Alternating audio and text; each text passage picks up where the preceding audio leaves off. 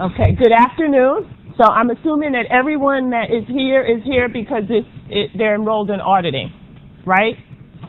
Okay, so this is my expectation. This is an afternoon class. So it's late enough that you had enough caffeine so that you're awake, and it's early enough that you have not been bored to death and you can stay awake. So we're going to have a class where everyone's going to participate. Auditing is not the type of course where you can kind of sit back and absorb information. You need to be involved in it. So as a result of that, we're going to do a lot of different types of things, cases, group work, where you're going to get together in groups and work on cases. We get back together as a class and discuss those cases. Some of your assignments that you're responsible for, which I'll go into in more detail in a little while, will have you making presentations to the class. So it's a very interactive class. How many of you had an opportunity to get the textbook? So not a lot of people. Did anyone try to get the textbook and it was out? Okay, so what I did, I'm not sure. Did everyone get my email message, which I posted via Blackboard? So then everyone's loaded on Blackboard. Good.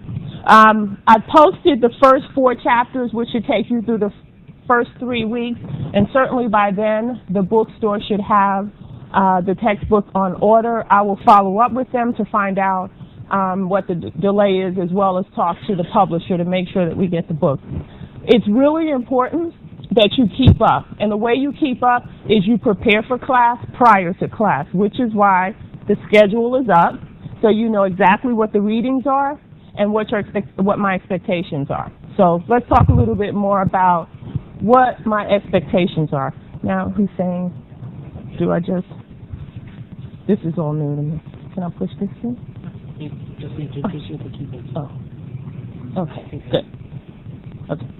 So, first of all, you've all taken all of the financial accounting courses, so at least you have a good understanding of financial accounting, because that's going to be essential for this course.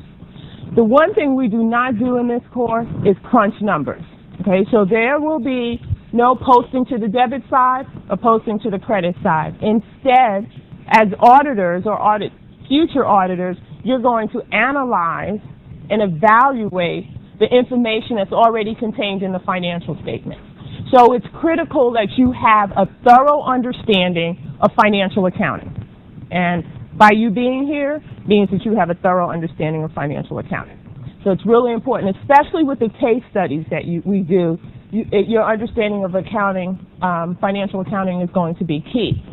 So I'll talk a little bit later about the difference between auditing and financial accounting. But some of the things that we're going to do in this course, when you walk away from this course, besides being able to sit for the CPA exam, which I'm assuming that's most people's goal, is to sit for and pass the CPA exam, you're going to understand what we mean when we talk about financial auditing. What is financial auditing as compared to other types of auditing, such as operational audits, such as compliance audits, such as audits of internal controls, which we will cover. So we will talk about auditing internal controls, but in the context of a financial audit, in the context of the requirements of the auditor to audit internal controls for publicly held companies. You'll also be able to identify the various stages of the audit. We'll talk about the 4 phases of the audit and what the requirements are under each of those phases, what the auditor's responsibilities are related to each of those phases. Identify audit risk and objectives. One of the things we'll spend a lot of time talking about, and that's going to be critical for you in your understanding of the audit process, is to be able to identify risk. Make a risk assessment. That is one of the most important things that an auditor does at the start of an audit and throughout the audit, is risk assessment. There are a host of standards related to risk assessment. That is how important it is as an auditor to be able to properly and effectively evaluate risk. So today, actually, after I kind of go through the introduction, we're going to play a little game. And you'll see the importance of risk, why it's important to be able to identify risk. and how risk plays a role in the audit process as well as the financial accounting process. Also, we're going to look at the various characteristics of audit evidence. So as I pointed out before, in your financial accounting classes, it was important for you to understand GAAP and understand how to account for transactions. Well, that's also important for you to understand as an auditor, but you're also evaluating those transactions and you're gathering evidence about whether or not those transactions actually occurred. So we'll talk about assertions that management makes about the financial statements, but also about how auditors use those assertions to gather evidence. So we'll talk a bit more about that, evaluate the types of evidence, what's considered appropriate evidence. Because as an auditor, you're forming an opinion on the client's financial statements, and you have to have a basis to make that opinion. So we'll talk about what's appropriate.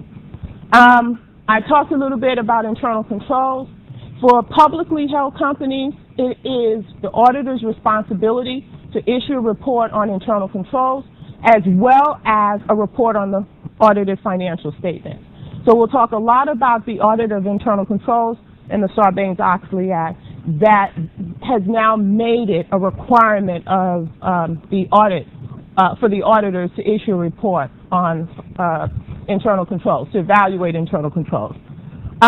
We'll also talk a lot about what the auditor's responsibility is with respect to the audit engagement, and determine how and when auditors have fulfilled their responsibility and who are they responsible to. You know that we have publicly held companies, and those are companies whose stock is traded on any of the major stock exchanges, and we have privately held companies where the stock is not traded. Auditors have different responsibilities when it's a publicly held company. Anytime the public relies on that information, it puts a different burden on the auditor in terms of their responsibility. And then also identify who the users of the audit reports are, and then under what conditions do we issue the various types of audit reports. So we'll see that there, and this is toward the end of the semester, when we talk about audit reports, that there are different types of opinions that the auditor can issue, and we'll talk about what the criteria will be for each of those types of an opinion. The standard opinion and the opinion that all companies want is an unqualified audit opinion, or what you've probably heard of as a clean audit opinion. I already talked a bit about the textbook. The textbook is a custom textbook, which is based on these two textbooks, the Auditing Assurance Services and then the related case book. So, Daniel, can I borrow you? This is what the book looks like for most of you, for those of you who don't have the book, and it's a custom textbook. So you're not going to be able to buy this on the web. You're going to have to buy it from the bookstore. I've had students ask me, so let me just answer the question for you. If just in the event that you have the question, could they just buy these two books?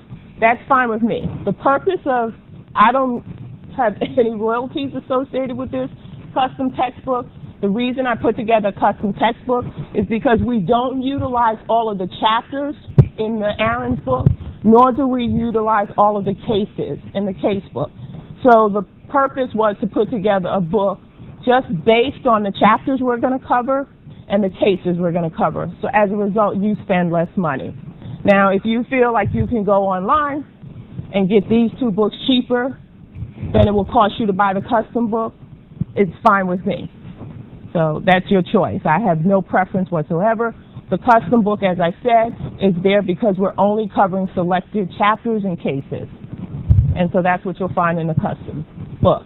Also, I make my lectures available online via Blackboard, and usually I do it the day before class. In your case, because we meet on Friday, it will be up on Tuesday, because I teach the Tuesday evening class as well. So keep in mind that my lecture slides are a summary. They hit the high points. So don't feel that you don't have to buy the book or you don't have to read the chapter because you have the lecture notes. If you do that, you're going to put yourself at a disadvantage.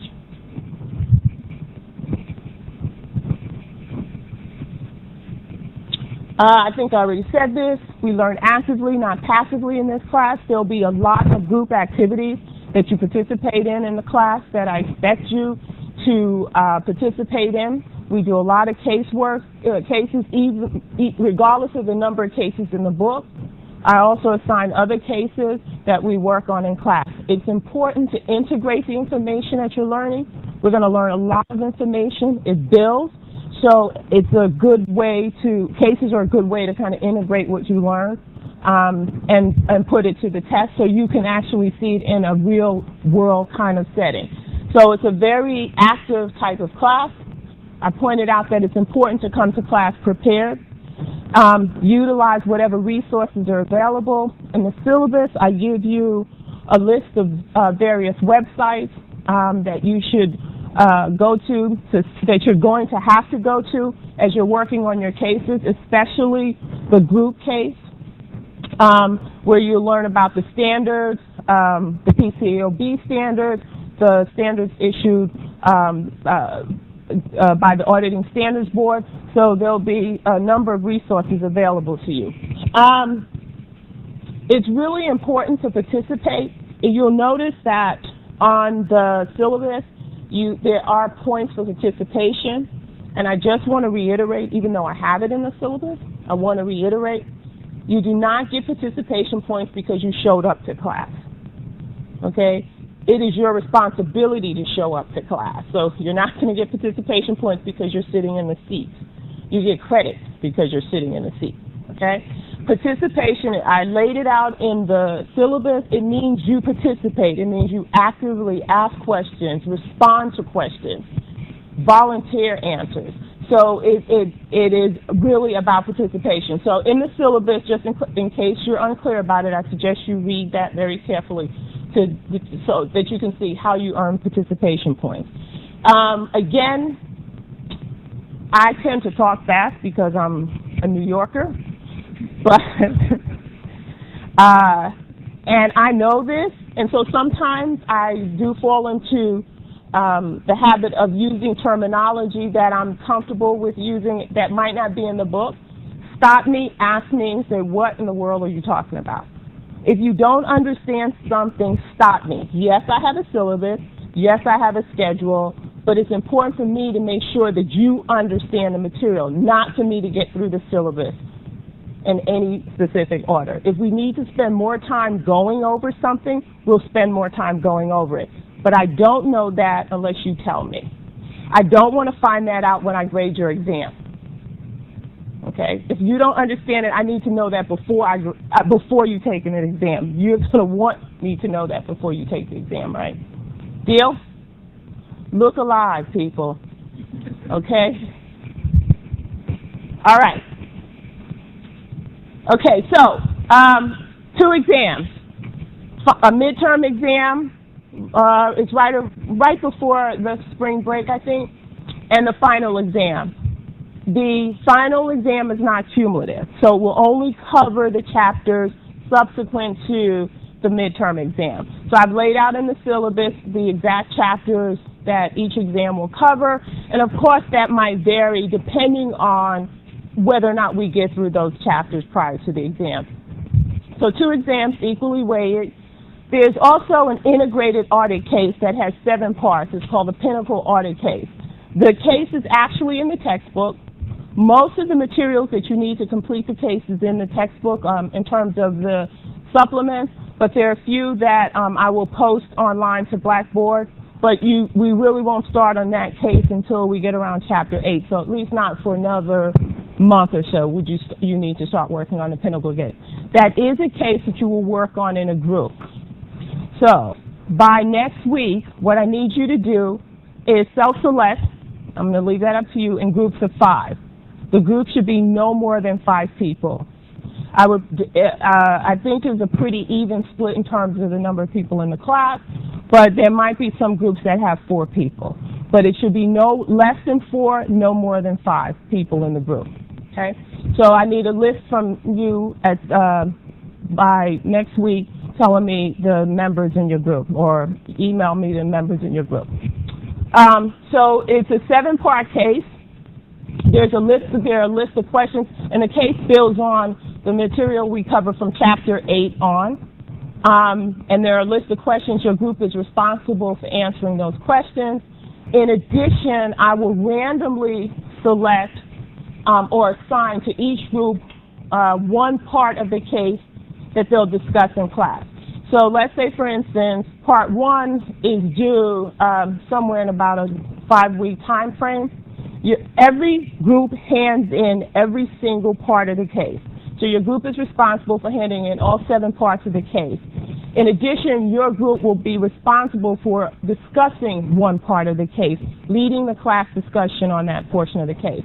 I'll talk a little bit more about what I mean about leading the class discussion. Quizzes. There'll be 5 quizzes, no makeup. If you miss it, 1 quiz will be dropped. So the lowest quiz grade will be dropped.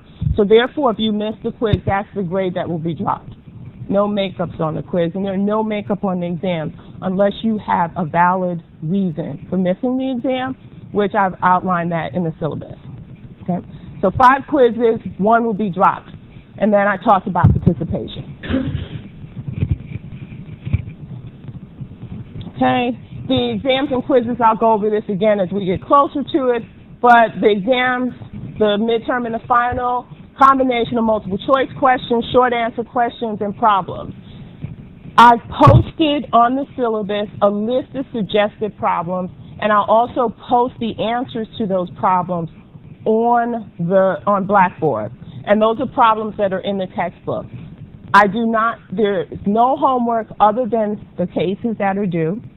I don't collect the problems. They're there for you to kind of check, to make sure you understand the material, to make sure that you can answer the questions with confidence.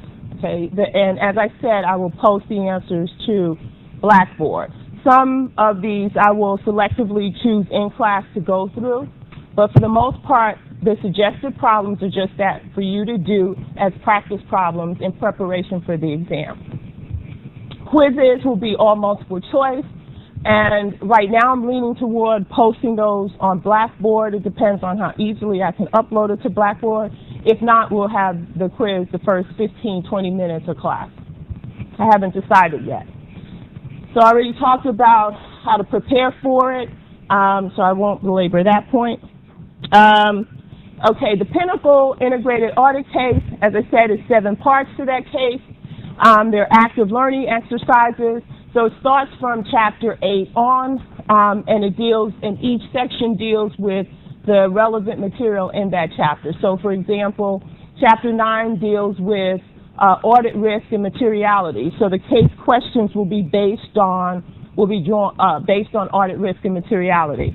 The important thing that I expect to see is that when you are answering the questions, I don't want you to answer the questions in a way that you're just kind of throwing the answer out there. I want you to think through the answers and how it impacts Pinnacle. So a lot of this you will see as we talk about auditing is judgment. So some of it is going to be something where one group might come up with an approach that's totally different from the other group. That doesn't mean that either group is wrong. It just means that you arrived at a different judgment. Group 1's judgment might have been very different from Group 2's judgment. The important thing is to be able to support your judgment. And we'll talk about that as we go through the various chapters in terms of collecting audit evidence and what audit evidence is considered important. So, for example, one group might decide that Pinnacle is a high-risk client for whatever reason. You have to be able to support that. And once you decide it's a high-risk client, everything you do after that has to support that it's a high-risk client. If it's a high-risk client, for example, you want to gain more evidence, right? You're going to collect more evidence versus another group might think it's a moderately risk client. And so it's important to be able to really think through how you're arriving at your decisions, why you're arriving at your decisions, and not just, randomly answer the question. The other thing that's really important when you're doing this is to be able to draw on the accounting standards and the auditing standards. So this is where your financial accounting comes into play. So this is why it's really important to have a good understanding of financial accounting, but also drawing on the auditing standards. What standards are guiding your audit process? So for risk, again, there's a whole slew of standards issued by the PCAOB recently related to audit risk assessment. So you're going to have to draw on those standards as you're addressing the questions.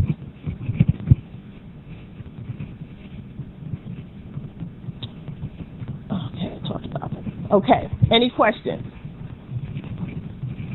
Questions about anything in the course? Oh my God, I'm hoping you get more excited than this. Yes.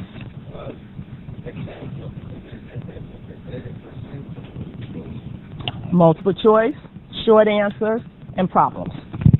Okay. Any other questions? Okay, so just a few administrative questions.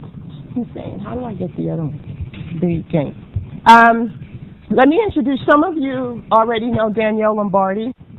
I think you've had her for financial accounting? Intermediate. Familiar student. Danielle is a teaching assistant, and Danielle is also a PhD student, an audit PhD student, plus she's a CPA. She has a lot of audit experience, so we're really fortunate to have Danielle as a resource. So I'm going to, I posted the syllabus, but I'm going to revise it because I have Danielle's availability for office hours. Daniel, do you want to just tell the class real quickly? Cause I think it's Friday from 9 to 10 a.m. I'll be here. Susan will be here on Fridays. No, Wednesday. But I'll post Danielle's hours. And the best way to reach you is via email, right? Yeah, and I'm usually here every day anyway, so if you just want to shoot me an email and say, hey, can we meet at this date and time, that's fine too. Okay. So I have office hours as well, which will be on the syllabus. My office hours are Tuesday between 3 and 5:30 or by appointment. So if you can't make my office hours, that doesn't mean I'm off limits. That just means just shoot me an email and let's set something up that works for both of us, okay? So I try to leave that amount of flexibility, the market for limits, that amount of flexibility in the schedule. What you don't want to do, as I point, and I can't stress this enough, is wait until right before the exam to start to come to office hours. If you find yourself, if things don't make sense to you, then stop by and to either see myself or Danielle so we can help you work through whatever problems you might be having with the material. Okay? All right, so we're going to play a little game. So what I need you to do, yes, sure.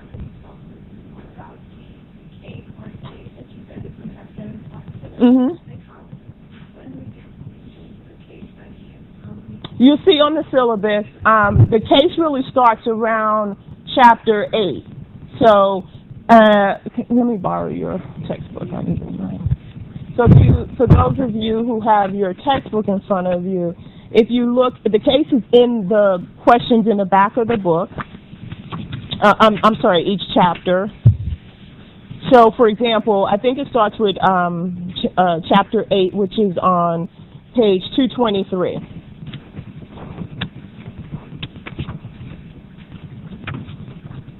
So that's audit planning and analytical procedures. So we'll obviously cover the topic of audit planning and analytical procedures prior to you having to work on that aspect of the case. And what you'll see is at the end of the chapter for Chapter 8, you'll see the integrated case application, which is on page 259 for those of you who have the custom book in front of you. It's Pinnacle Manufacturing, and it gives you an overview of the case and the various parts of the case. So as I said, there's 7 parts. The first part deals with analytical procedures and audit planning.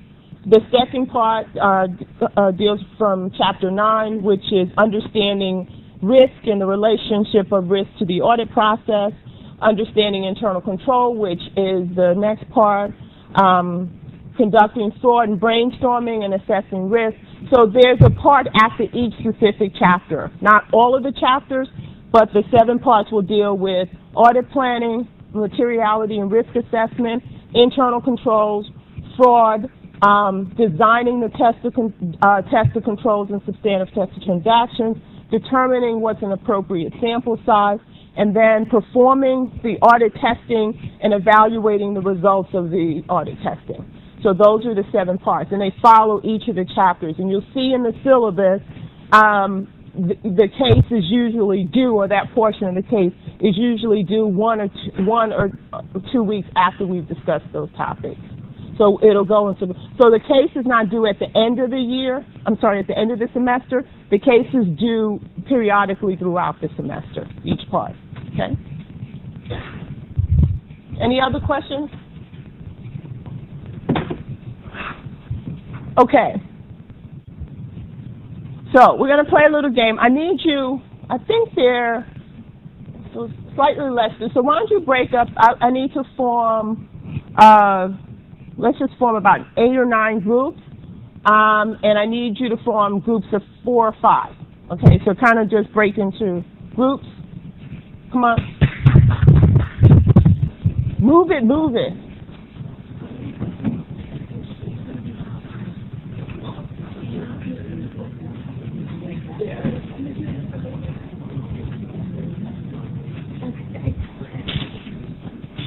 I thought there were roughly about 60 students, so.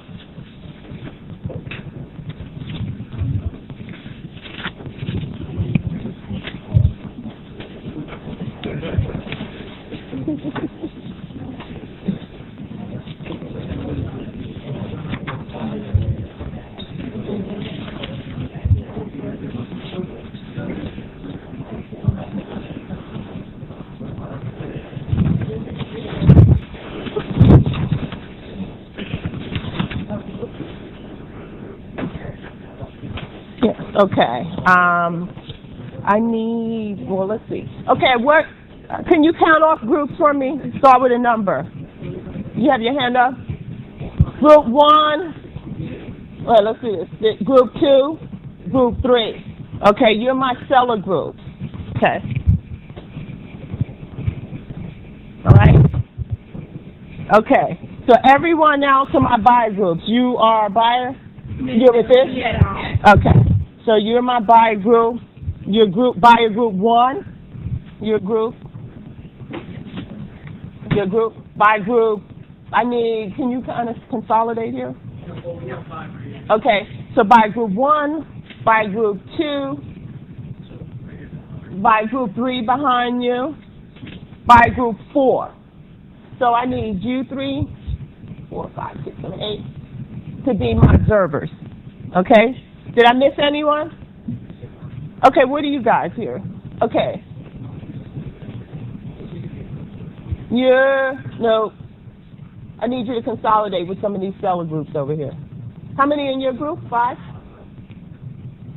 And you're 4? Can I get one person? Can you join this group over here? 5.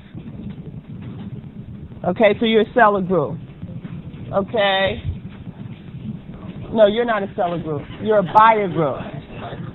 Okay, you're buyer group 2. Which group are you with? Okay. 5. And you don't have a group yet either? You're 5?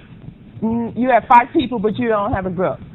Okay, I need, this is what I need. 3 seller groups and 4 buyer groups. And I'll do 2 observer groups. So whoever doesn't have a group is an observer. Okay? And we'll figure it out. All right. Did I say you were a buyer group? Okay. You're an observer group. Okay. Do I have 3? I need 3 seller groups. Call off seller groups. 3. Okay. So you all have seller information, right? I don't want the buyers to see your information. So it's important for the sellers to keep their information private. All right. So, buyer groups. Just take it. I might not have a lot, so we might run out. Pass it back. Buyers, you don't want the sellers to see your information.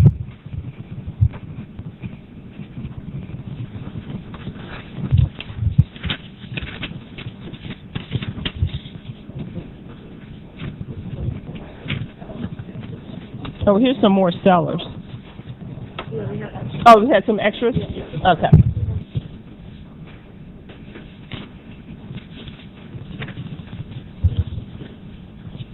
What happened to my observers? Oh, you got observers there? No, there were some observers stuck there. Okay. All right.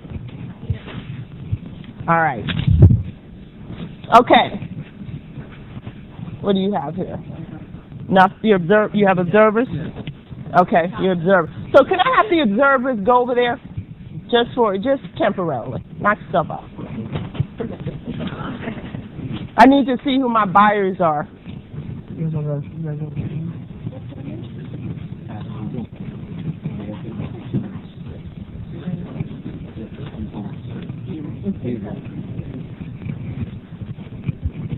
So your buyer group 1, buyer group 2, seller. Okay, where's buyer group 3? Well, it doesn't matter. Move over here. Where's buyer group 3? We don't have a buyer group 3? There 1. We have 1, 2, 3. I need another buyer group. Another buyer group. I think this group right here is the buyer group. Well, two guys. so get 2 people over here and let me have a buyer group.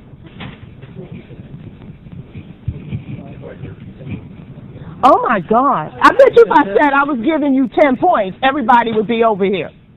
Come on. Just sit anywhere for now. It's just for now.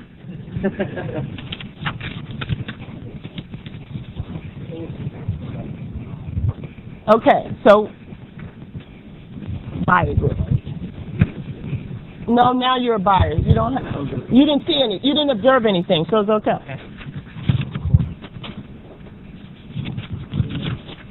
Okay.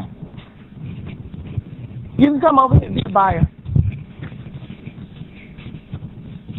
You can just sit anywhere. Sit with this group right here, and you're a buyer.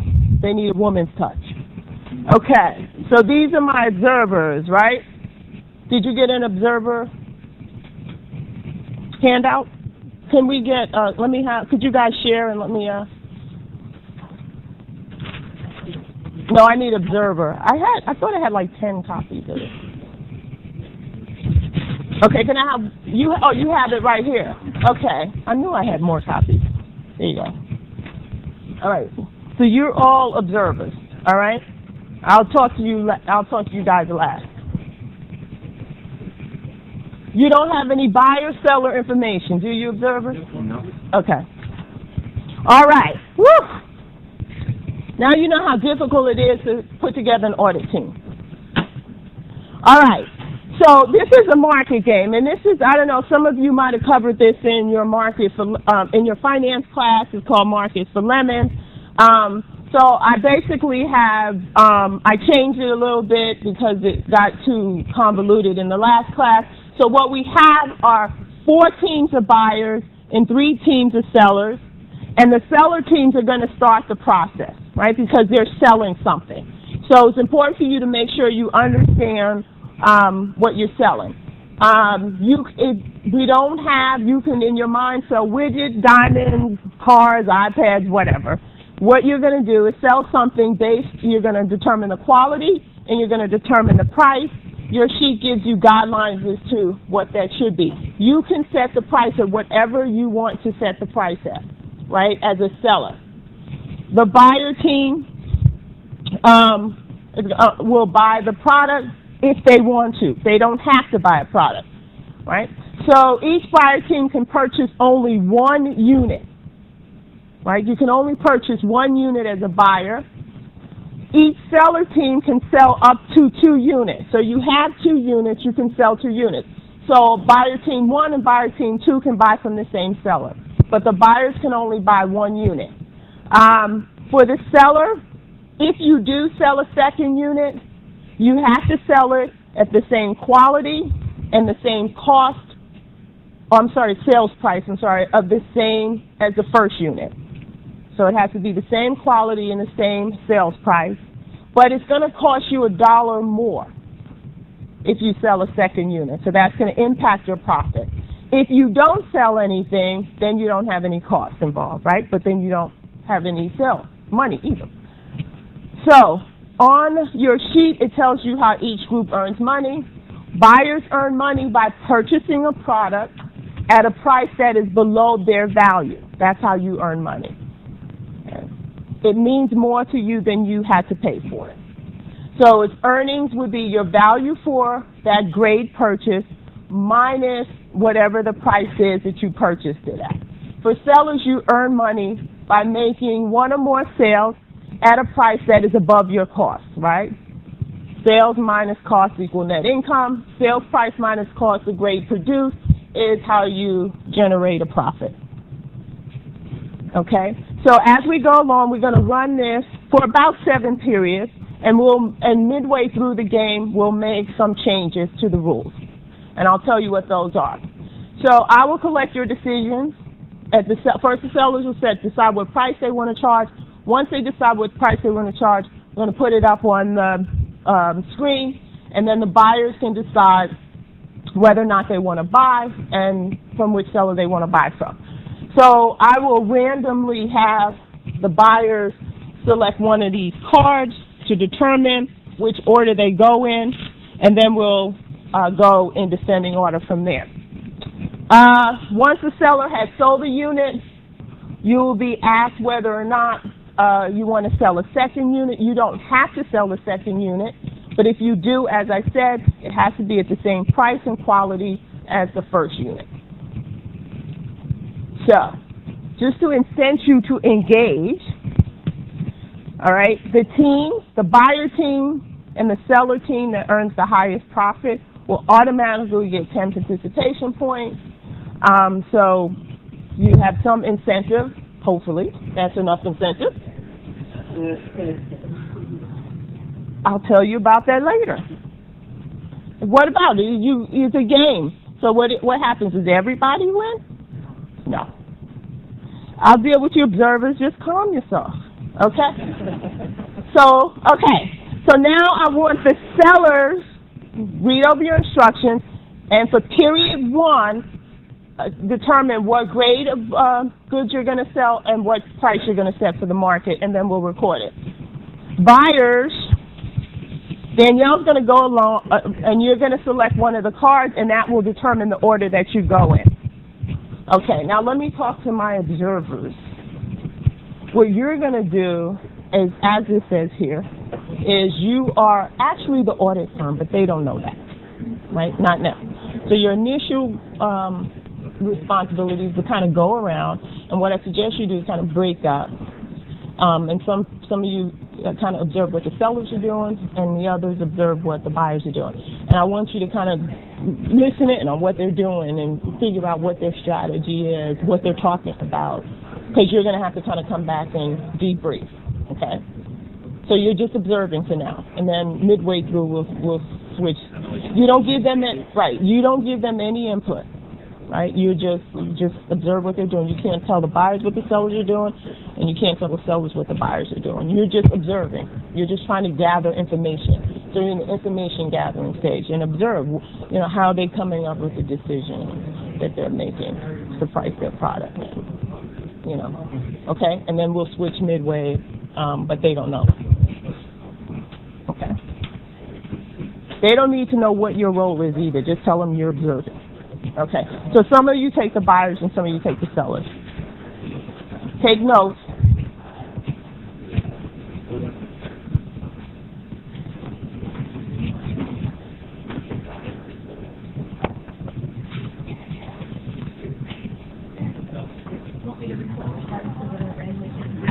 No, so whoever went first, got one, so they'll go first, then the next round 2 will go first, and the next round 3 will go first, and 4, and 1, and 2. Okay.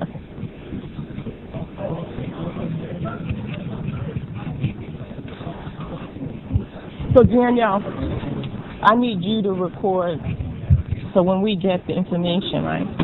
So we have 3 seller teams. Oops. Oh, hit the escape. Yeah, we gotta. right? So just write down for seller 1 what the price and quality is, seller 2, seller 3 for each period. Okay. And then how much each purchase.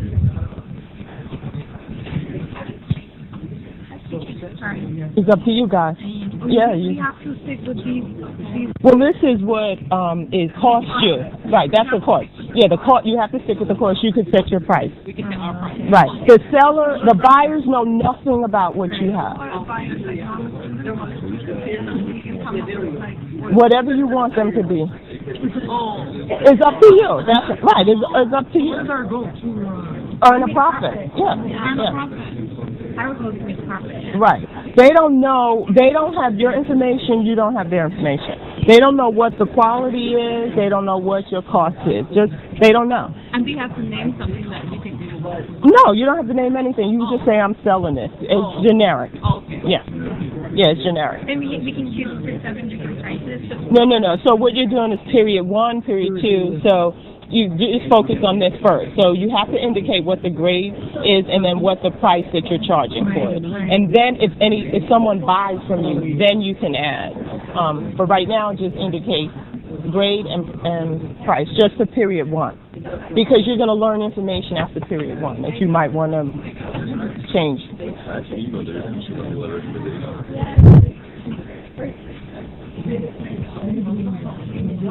Okay. We just do whatever price we want. Yeah, whatever price. Like the product. You don't have to. Whatever product you want, it doesn't have to be. It's just really generic. So are they going to be able to choose whom they're going to buy the product from? Right, because only thing I'm going to disclose to them is, at this point, what your price is and what your grade, whether it's a lower grade, middle grade, or higher grade. Okay.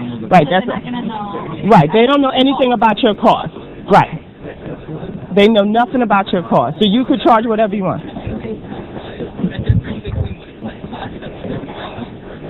Well, no, they don't know about your cost. They have a value. So there is what the value is to them. Right. No, every seller has the same information. Buyers have different information. They don't know anything about your cost. Just like you don't know what their value is. What's value? You don't know how much this is of value to them. You don't. Okay, but they have a value. So They have a value. Okay. But they know nothing about their value has nothing to do with your cost. Right. Okay. Right. Okay? So it's like $8 $10. Then for 12, we're gonna be like 9 to 20. So it's like $8 $9 profit for one sale. So right now, honest, that one makes some sense. We did it like price for. So all I'm going to get from you put on the board is whatever your grade is and whatever your sales price is. Whatever we want to sell. Whatever you want to sell for. They know nothing about anything else. So we gotta try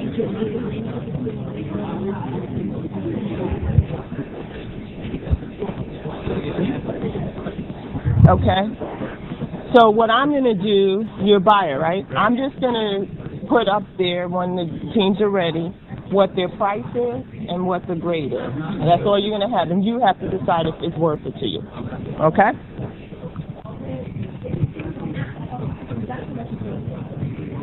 Okay. You guys are good? Okay. we can choose the price first? No, you can't choose the price. They're going to tell you, the sellers are going to tell you what they're selling. They're going to tell you what the sales price is and what the quality is.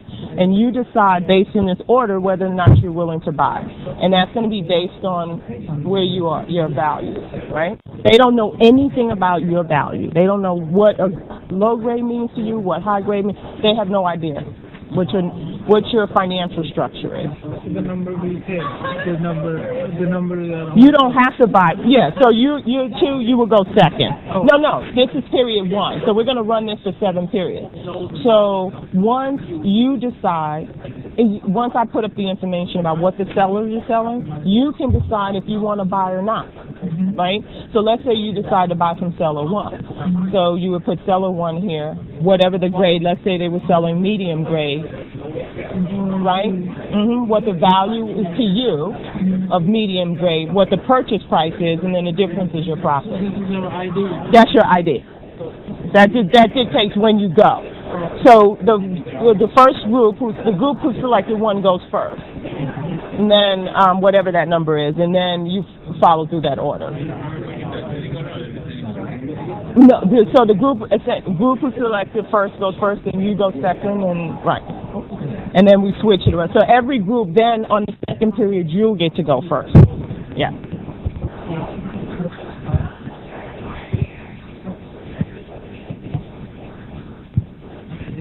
You guys clear? Yeah, just have a quick question, Professor. I know, Ms. Lombardi, I don't know public on that, but she said we can vary buyers per period, like, or do we have, like, so... Right, so what number did you pick? For the last one. Right, but then you'll get a chance to go, so by period, so whoever picked one will go first, and then, so that if you pick 4, then you'll eventually get to go first.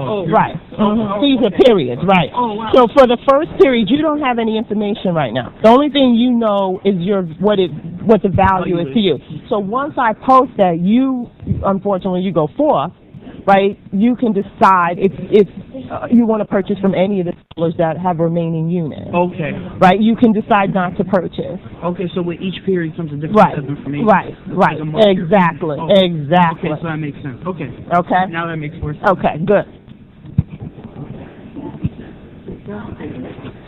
Actually, I'm not really sure. Who's asking you? The first selling group was asking the difference between the current. Well, this is where they're just supposed to record it. They don't record a sales price if they don't sell it. So let's say they do sell it, then they would show a sale, because then they have to calculate what their profit is.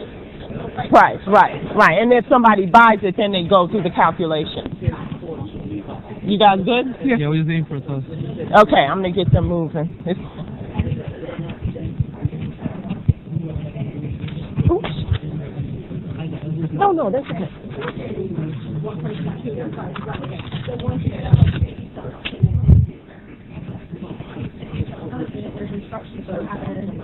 Change the price according to the next unit. Right. So if you sell 2 units, so for right now you don't need to fill any of this out because you haven't sold anything yet, right? You just your cost. That's it. So what the grade you're selling, what the price is you're going to charge, and that's what you're going to give me. I'm going to post it. If somebody buys from you, then you right. So we have to consider that we have a second unit. Right, and the second unit is the only difference is going to be the cost. It's going to be $1 more. Right. Okay, so sellers, I need you to wrap it up. Give me what you're selling for.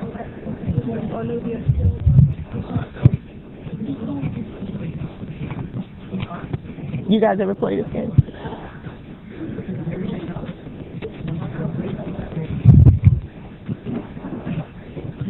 Do I set it off that I'm not?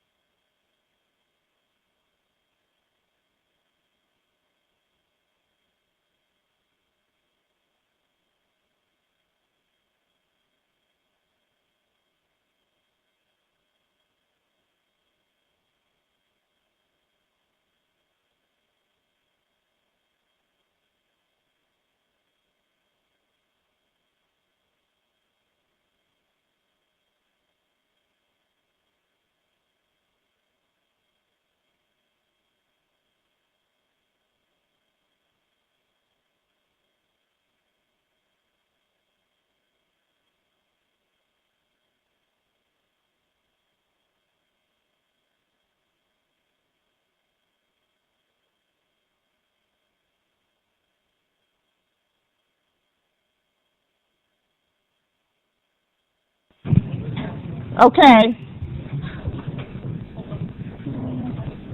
I do all time training. Yeah. And just hit, No, I guess not. and then just hit, yeah. And then, okay, that's team one.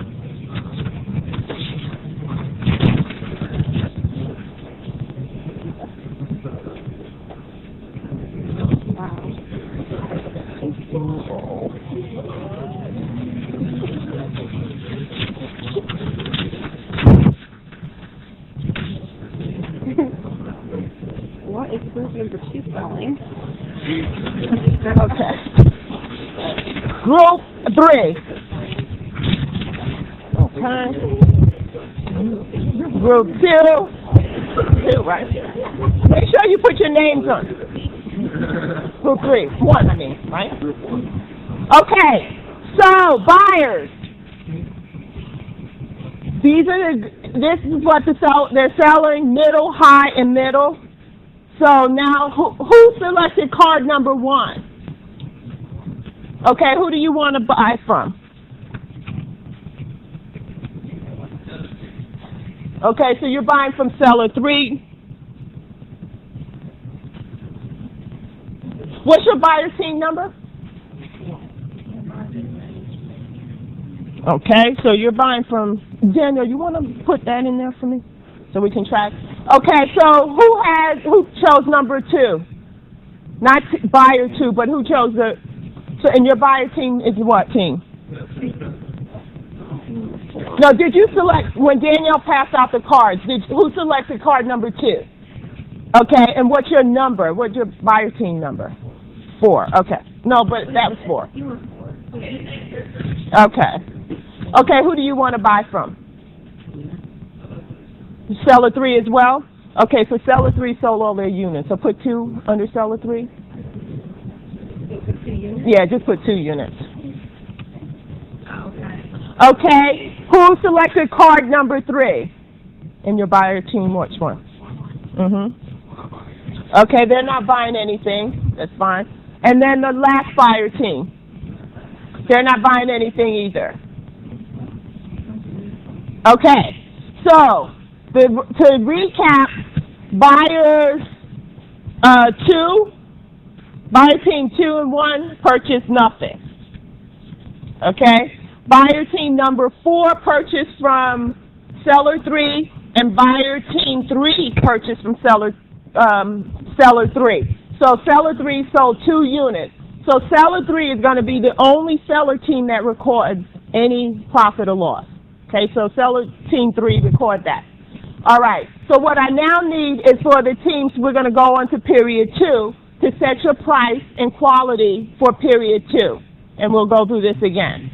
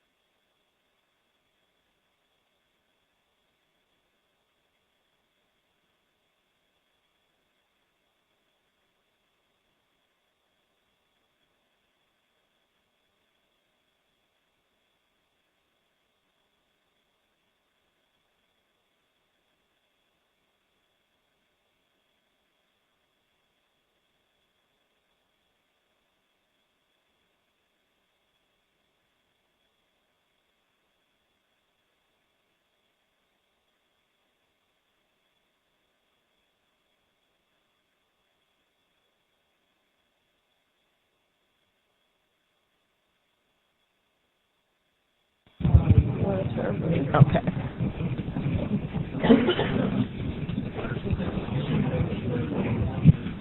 Okay. Group 2, Group 1.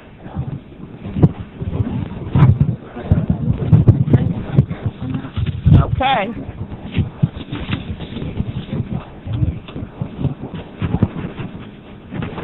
Thank you.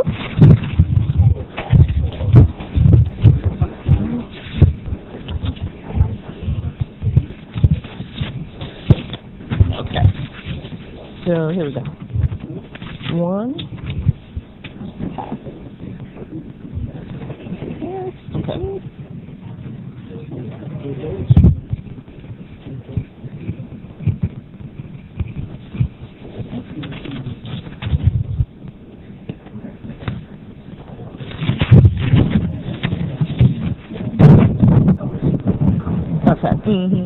The quality in the front.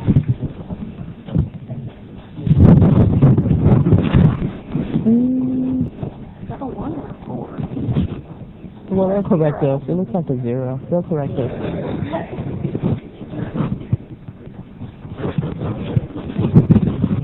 Okay, group 3, is that right? Because we couldn't read. Okay. All right, so buyers, those are the prices.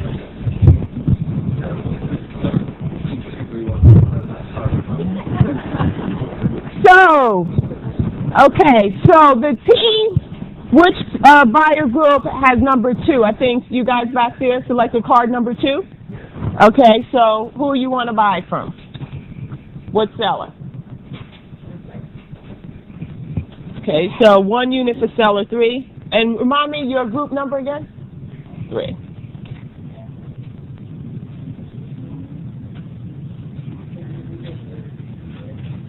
Okay, so the group that selected card number 3? Seller 3. And your buyer team number 1? Okay. Okay, which group had card number 4?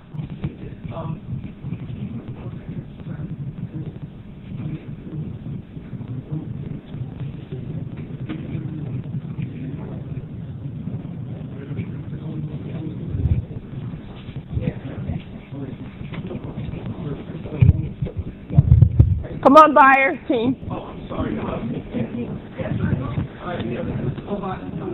From high? From seller 1. And what's your group number again? 2. So from seller 1. Okay, and then the final group will be you guys. Who are you buying from? You're not buying? Okay. So, all right. So here are the results. We had 3 buyer teams buy, 2 from seller 3, and 1 from seller 1. Okay? So let's do this let's go one more round under this approach. So sellers, for period 3, set your price and quality. Well, we're going to change that. For right now, you just have to set it for period 3. Could you tell me who bought on the first round and who bought on the second round? Yes. Okay, so on the first round, okay, buyer team number 4 bought from seller 3. Okay. Buyer team number 3 bought from seller 3, and the other buyer teams didn't buy. Okay. On the second round, buyer team 3 bought from seller 3. Buyer team 1 bought from seller 3. Buyer team 2 brought from seller 1, and then buyer team 4 didn't buy. All right, thank you, guys.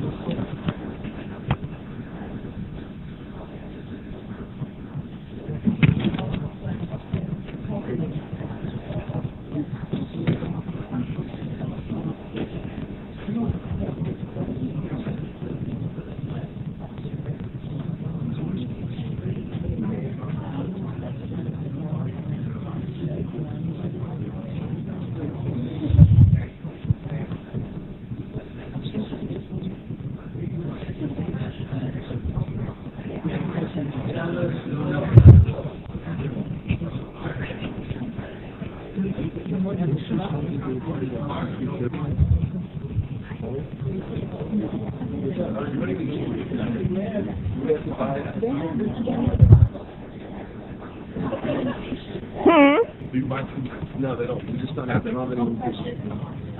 Right. They can buy what? Each round, yeah. They can buy each round. They don't have to, but they can buy. It's open for sale every round. So who is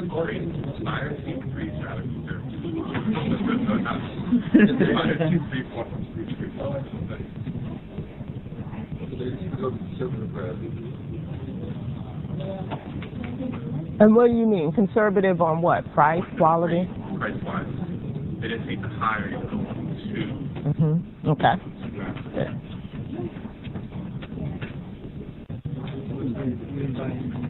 Okay, so why did you guys decide not to buy?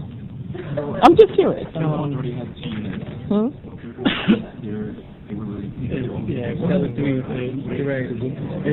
So nobody's interested in high quality. Well, we were, but then, It would be, yeah. right. Mm-hmm. We were going to lose it on the 40 cents. Okay, we made it on the 20 on the first. Mm-hmm. Yep.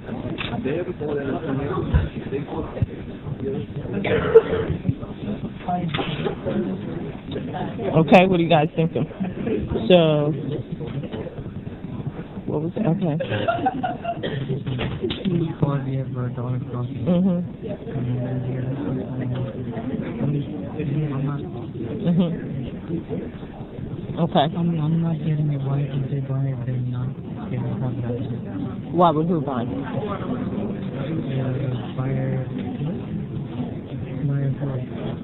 I don't know. They didn't buy last time, so I don't know why. Yeah, no, I'm saying they didn't buy last period, in period one, so I don't know why. How many buys can you buy in one? Only, right, so a seller can sell, has 2 units to sell, but as a buyer you can only buy one of those units. Per period. Per period, yeah. Buyer's not buying, they're not making any profit out of it. Right, so I'm not sure what their strategy is. But I don't know. I just want to get something clear. Maybe I'm reading this wrong. Why wouldn't you make profit?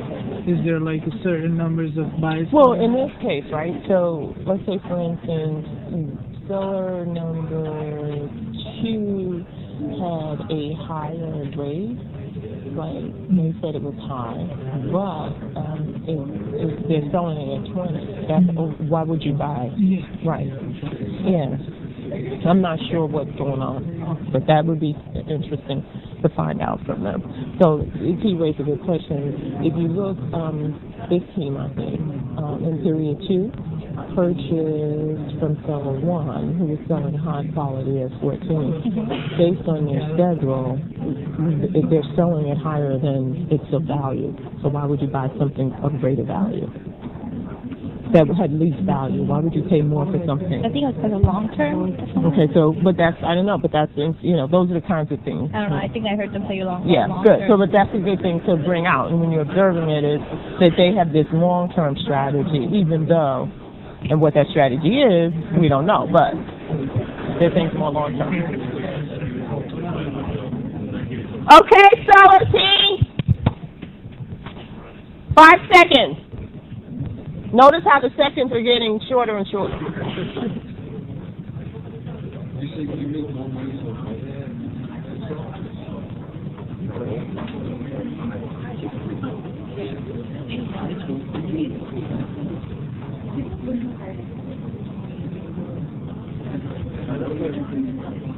Okay, ready? Yes. Thank you. Thank you. Oh, which one? Am I taking? Doesn't matter.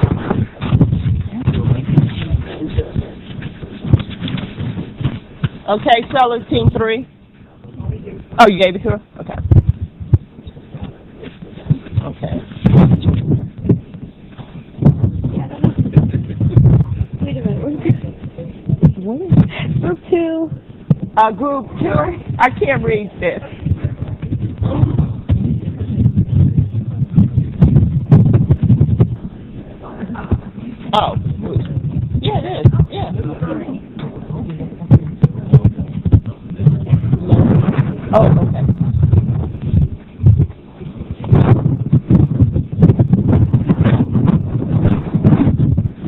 $10. Oh, Okay.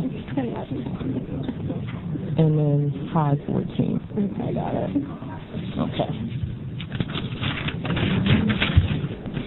Okay, buyers. So I think 3. The group has 3. Mm-hmm. No. So the group who has card number 3.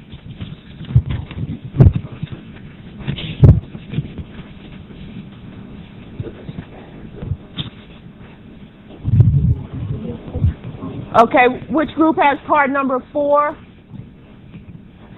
3. So seller 2, seller 3.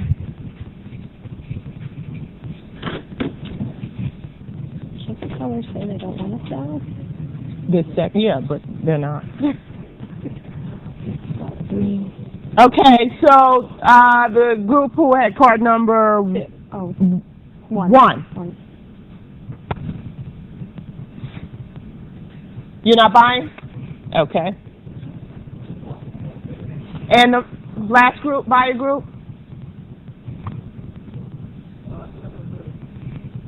No, seller 3 already sold 2 units. Nope, not buying. Okay, so we only sold seller 3 sold both units. All right. So now we're going to switch gears here.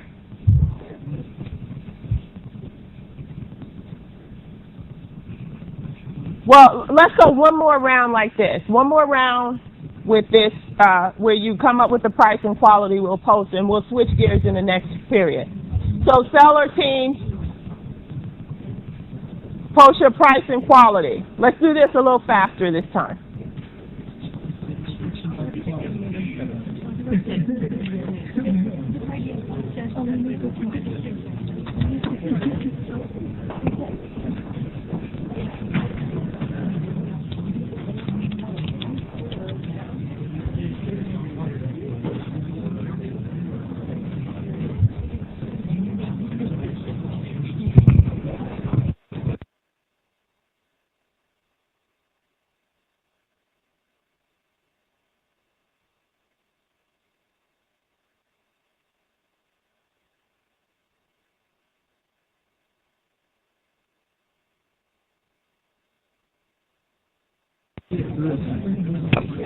So observers, after this round, I'm going to have you guys give me your takeaways for the first 4 rounds.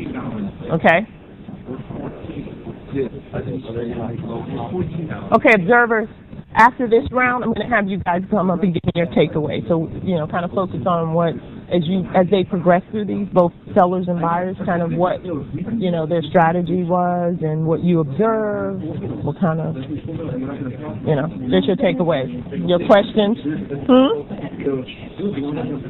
No, just your thoughts. I mean, it doesn't have to be anything earth-shattering, but just, even if you had questions that you want to throw out to them about what the heck were you doing? Okay. I guess that's what they're finding. They're just trying to build their customer base. Even if it's selling the lower, we're the product. So we're just trying to figure out everybody's strategy. Yeah, I'm trying to do the same thing. That's our value.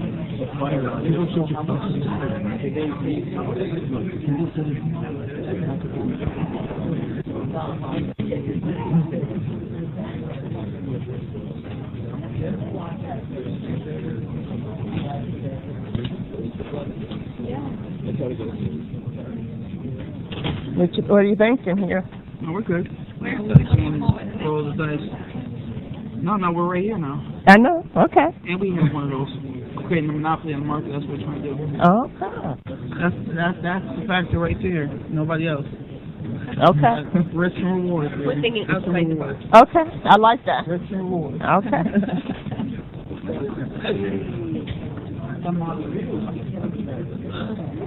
Okay. How you sellers ready? Don't ever sell higher than you do it.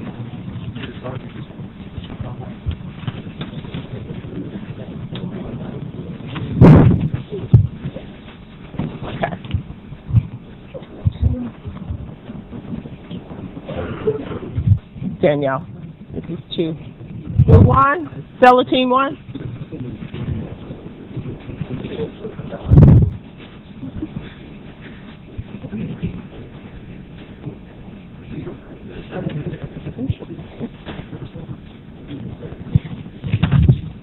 Got that? Seller team.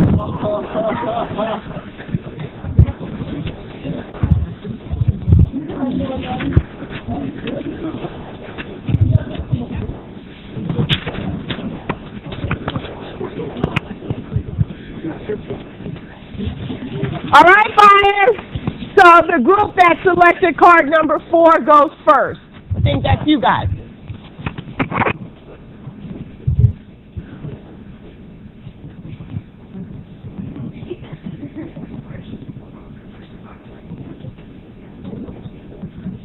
Okay, who are you buying from?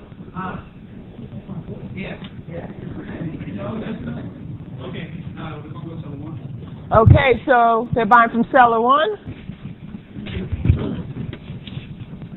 All right, the group that selected number 1 goes next.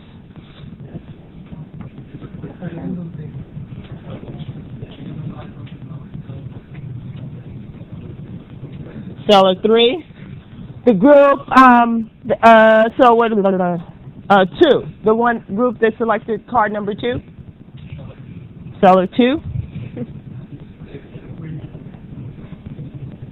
Got that. And then the last group. 2. Okay. So 2 sell 2 units. Okay. So I'm so happy to see that every seller sold something this period. Took a while, but we got there. So, all right, so we had 2 units from seller 2, seller 3 sold 1 unit, and seller 1 sold 1 unit. Okay, so now what we're going to do is put a little wrinkle in it. What the sellers are going to give you now is just price. Not, you have to tell me the quality. But we're only going to post their price. So sellers, your quality will not be revealed to the market.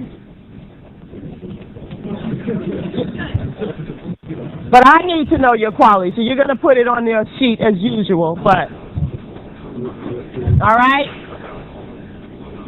you understand, sellers? You now, buyers, you will not know quality. No, you don't need to know their quality. I'll reveal it after you buy.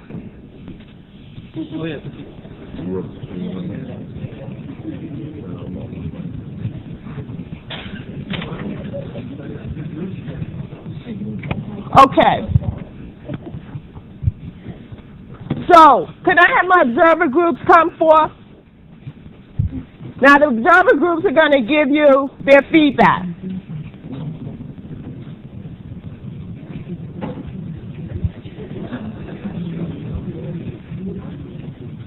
Okay. Yeah. So what was your takeaway for the first 4 rounds? What did you observe? I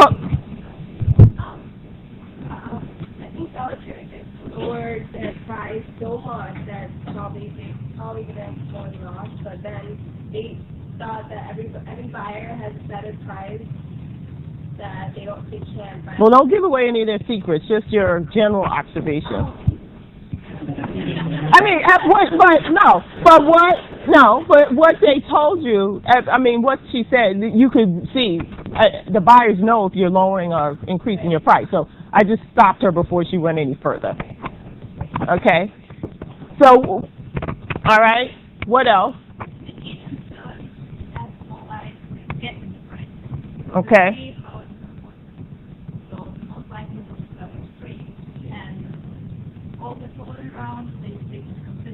Okay, so you saw consistency, you saw guessing, but consistency. Okay. What other observations? I saw a particular group, a seller group, being very quantitative, and there was one that was trying to see what the other seller groups are going to do. Oh, you mean they were looking over their No, shoulder? not looking. Was there hacking going on? Now, what they meant that the other group. Oh, they were forecasting. Okay.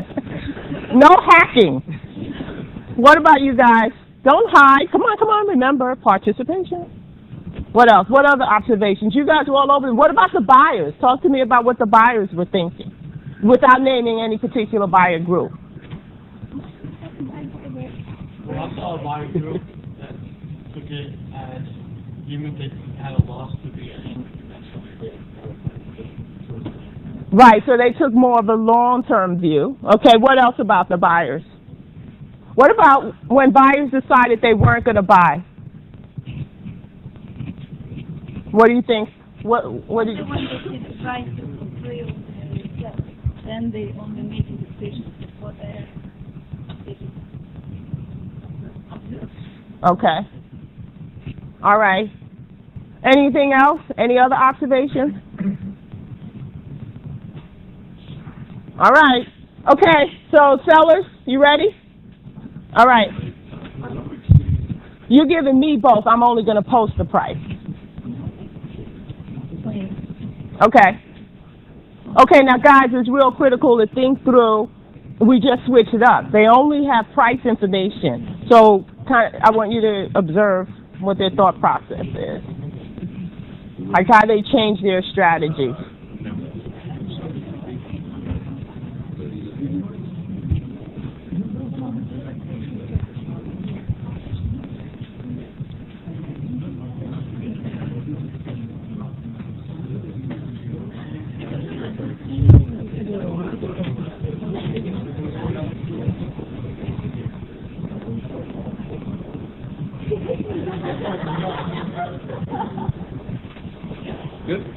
You ready? Okay, sellers. You ready? Yeah. Okay. Seller 1, seller 2, 3. I got 2. Ready, seller on? Okay. Seller 3.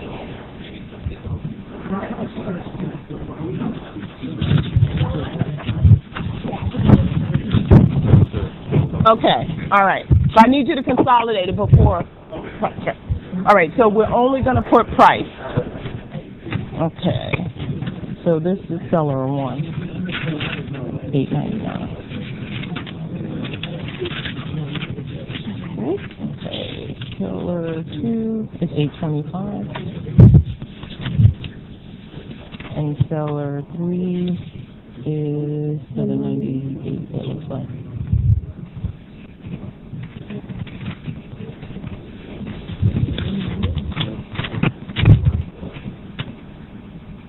Okay, buyers. So who's next? In round 6, where do we? Round 5?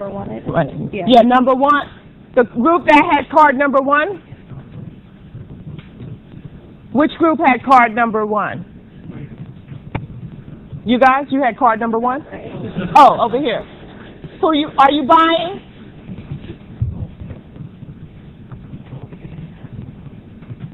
Are you buying?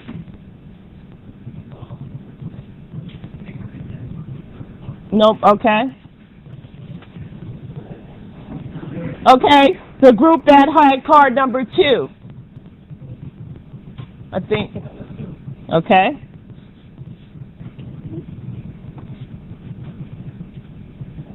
Okay. So seller 2 sold 1 unit. You guys had 3? You're not buying? And the last group back here. You're not buying. Okay, so seller 2 sold 1 unit. We're going to do this again. Sellers for period 6. Again. Oh, so could you reveal the quality? I'm sorry. So seller, yeah, we're going to tell you the grade. So seller 1, what was your grade again? Low. Did you put low in there? I forgot to write it down. In seller 1. Seller 2, what was your grade? Low. And seller 3, what was your grade? Middle.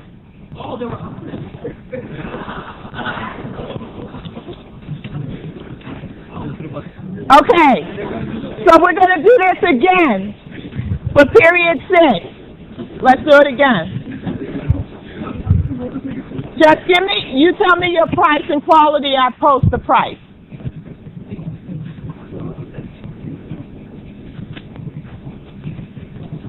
I predicted that was going to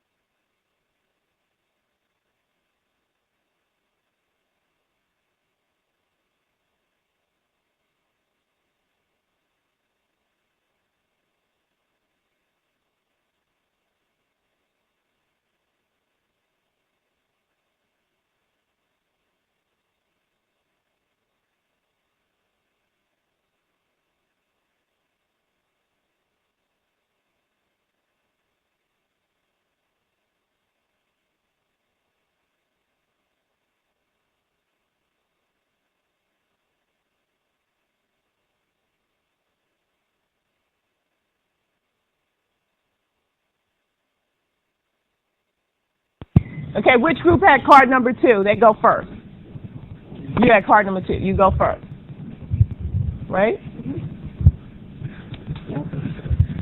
Who are you buying from?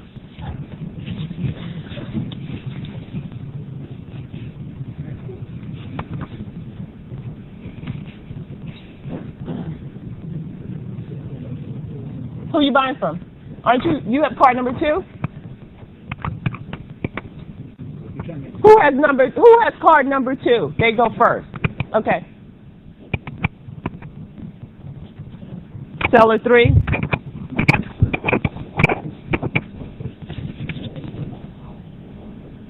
Who has card number 3, you guys? Okay. Who has card number 4? No, just a typo. You're not buying? And the last group. You're not buying? No? Okay, wait. Which one is that? Seller number 1? Yeah. Okay. Hi.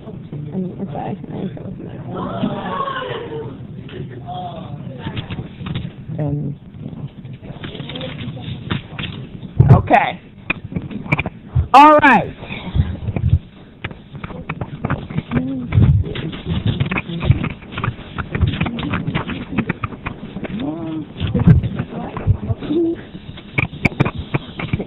All right. So now, this is going to be the final round. And so what we're going to do in this round is we're going to have some of our observers become verifiers. And so what you can do is either mark it to the seller team or mark it to a buyer team. And they have to compete for your services, whether or not they want to buy your assurance service. So if you are a seller team and you're buying, okay, the verifier services, basically what the verifier says to the market or says to the buyer is that they verify the information that you're selling. So it gives the buyer maybe some level of comfort, right? So there's assurance services. If you're a buyer and you buy the verifier services, they will give you advanced information about quality, so you know what you're buying. Okay? So now, can I have just 5 of my observers to be the verifier, and then the remaining observers just continue to observe this process as we introduce verifiers? So just 5? Okay. Isn't one? No, it's going to be a group of verifiers. Just one. Is one group of verifiers. Okay. If the verifiers are going to basically provide assurance. They're going to mark it to either the seller teams or the buyer teams, and they're going to compete. You guys compete. So you're buyers. Let's say they decide that they're going to market to the buyers. You have to bid on their services. They decide who they're going to accept, and that becomes your cost. So let's say they tell you you have to pay them $10 to verify, and you buy them. I'm just throwing their number out, and you buy it. Well, that reduces your cost, right? It reduces your cost. To buy a service is a cost to you. So it reduces your profit. Yes, I'm sorry. Sorry about that. Right, they're going to mark it, and they'll decide. So you decide. How many? Can I get a couple more, you guys? It's not difficult. You don't even have to do the math. Okay, so you guys have to decide if you want to market to the seller team or the buyer team first off. Okay. Oh, it's a group. You're the audit firm. You're selling a service. So if you decide that so they have to bid. And basically what you're doing for say for example the sellers, you're going to provide verification. So let's say seller 1 says, I want to retain your services, and you agree to do that. Then when they give their price, I'm going to put verified there. You still won't know the quality, but I'm going to put verified there. Okay. All right. Okay, now it just means that they purchased and you're verifying it. Right? Okay. So you can you can't say to them, but you can't give them you can't tell them, oh, you got to charge this quality or you got to do this or whatever. Okay? So let's say, for example, they say we're going to charge $60, but we're gonna charge $50. So the market is going to think that it's high quality, but we're really selling low quality. You could either say, okay, you know, as an auditor, you could say, right, no, then you haggle, or you can say, okay, it's up to you. Okay. Now, if it's a buyer, what you're going to say to the buyer is, I will provide you with information about the quality of your goods. So in a way, you're kind of giving them control. Okay, if seller 3 tells you they're selling high quality at a price of $60, which is, you know, I can verify whether or not that's really the quality of the goods. Okay, so now they have to tell you how much they're willing to pay. Which one? First decide which one you're going to go to if you want to market to.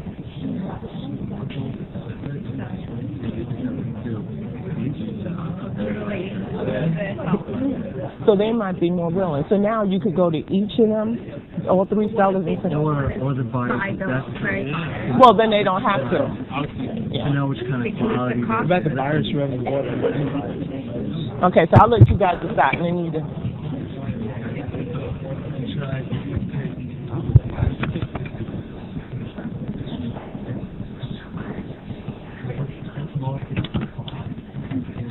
Okay, sellers, you want to be setting your price and quality again. Yeah, but all they're going to do is assure it. They are not going to participate in your decision process. No, but it's going to cost us, right? Right, but you could still set your price and quality, right? You do that. Right, that's independent of your assurance.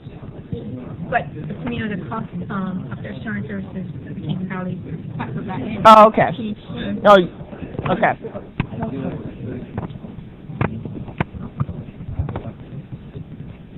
Okay, you guys made a decision?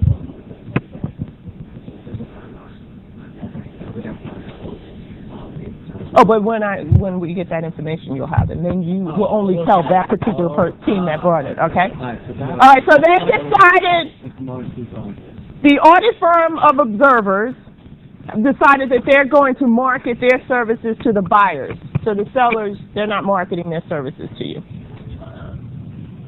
Okay, so you can go ahead and set your price and quality. So what you need to, when you go to each of the buyers and tell them, what you're going to tell them is that I can give you assurance about the quality.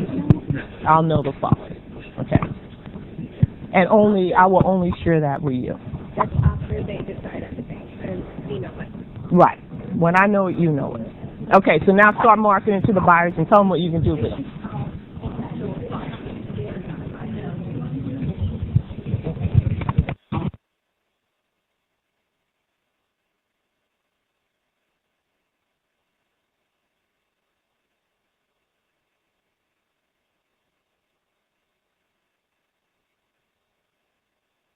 You can tell them a number, and they can say, no way, we can't do that. You can negotiate, okay?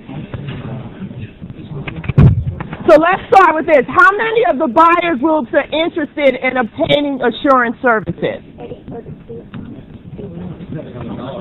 Well, you can negotiate that, right? So you're interested, any of you guys interested, are all the buyer teams interested or not? How about we just make it an auction and let them take whoever has the highest? Okay, so that's a good idea. So I'll take the bid. I will collect your bid. Bid on how much you want to pay for assurance services. What is it worth to you as a buyer group? And what? Well, if that's what you want. And it's a closed bid. We're not going to do.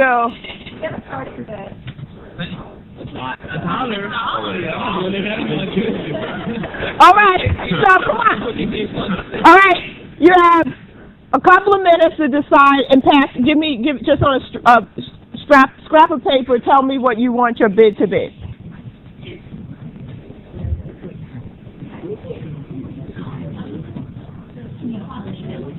No, we're just putting up the price, like the same as the previous round. Yeah, you got to.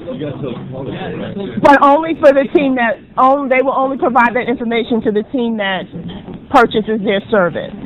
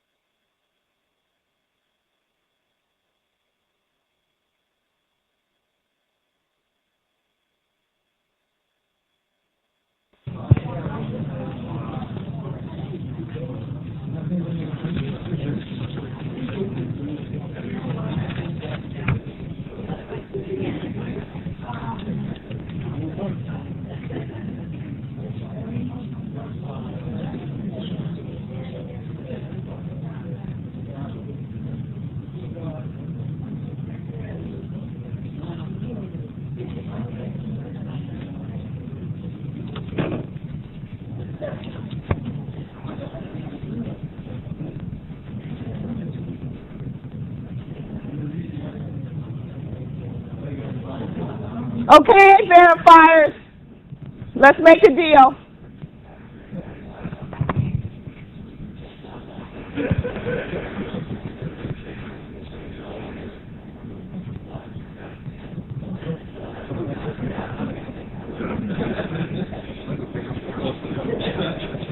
So, no? So you're not selling any services? Not for any services. Okay.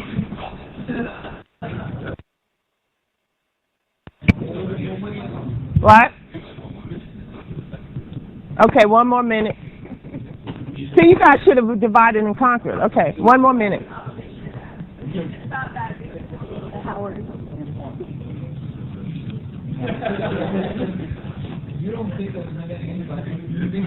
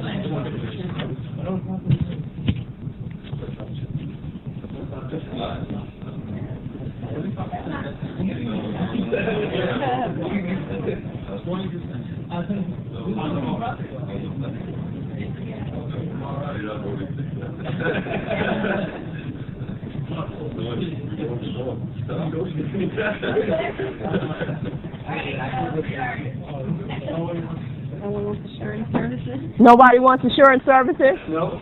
Okay. All right, so no one wants, assurance is not worth anything. That will change after this course. Okay, so.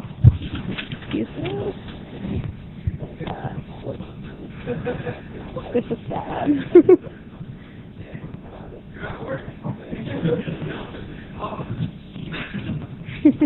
Yeah. Can you see? Yeah.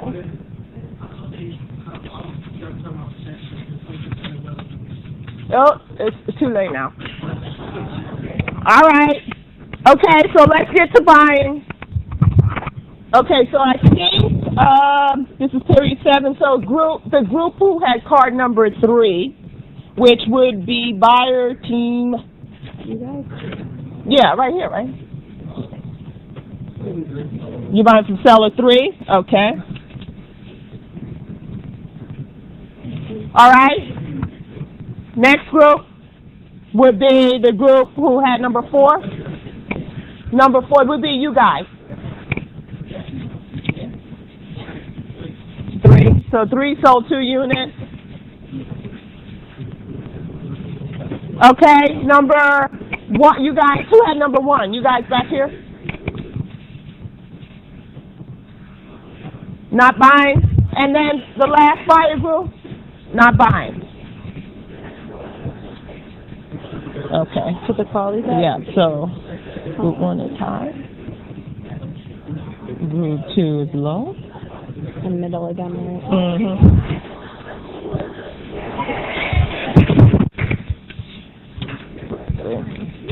Okay. So teams, all the teams, I need you to, on one sheet, tally up what your profits are and who your team members are. Put everybody's team and hand in one of the sheets. Observers, could you just everybody fill out a sheet with their name on it? Now before the observers do that, let's have I need my observers back here and I need my verifiers. All the verifiers, come back up. So I want these verifiers to give me their takeaways on their process and what your strategy was there, because I noticed you were haggling. Well, it seems like nobody really wanted our services because they felt that, I guess, seller 3 was trustworthy already. So I was assuming that they assumed that the seller 3 was gonna stay on. So that would be good for the That first would- 2 teams who right, had who. first 2 teams. But what about the other buyers? The other buyers, I guess we offered too much. They told they wanted to make a profit. Well, how much did you? Because what were the bids? One team bid 10 cents and one bid 5 cents. Yes. And what when that was? We were asking for dollars, because the last bid was 50%. And even if they make like $1 profit, they would probably make like $3 plus. They could have given us like $12. So you were basing your fee on their profit. Maybe what they would make. Okay, so you wanted a percentage of their profit. Okay. All right. So what else? Any other thoughts? What when the teams were telling you no, what kind of things were they saying to you? Right. They weren't willing to spend the money. Now, why did you choose to market to buyers and not sellers? So you went on to value the information. So you thought the information that you could provide to the buyers was more valuable than the information to the seller. Whoever buys our services, they're definitely going to make a profit. That's what Okay. All right. So what about my observers? What were your observations when we introduced this assurance process or verify it? Oh, the insurance. No, go ahead. Talk about something else. Mm-hmm. Like the other teams could have redeemed themselves, but they got too greedy. They put low. Mm-hmm. So their product integrity with the buyers, provided an issue.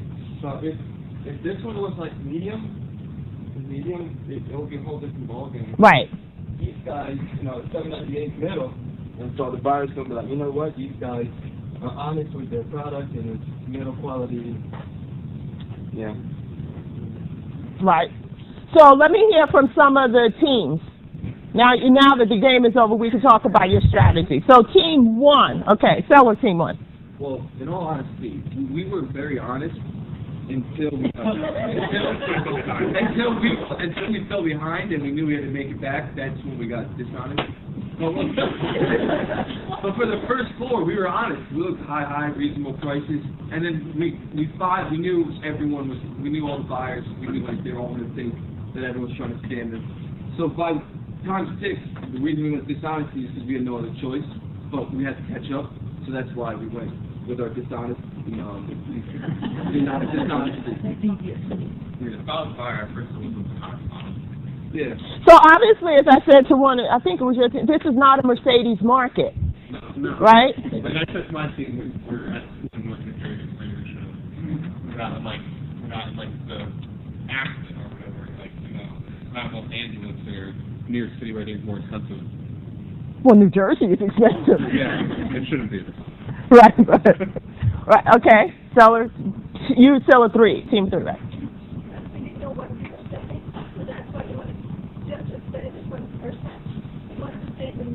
Both people could buy from us, the lower and the higher people. And when we saw that price, because we were not making way off profit and we were not going to loss either, we thought we were being very reasonable and affordable for all people. That's why we tried to stick with that price. And when we thought we had good buyers, we wanted to maintain the loyalty and the standing, the consistency with our price and cost, so we can have the. So you want to always get people back in. So what is that telling? So buyers teams, what did that signal to you about seller team 2? 3. I'm sorry, seller team 3.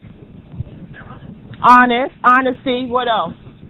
Retention is Less risk. Right, because they were signaling something. There was some information coming out. One second.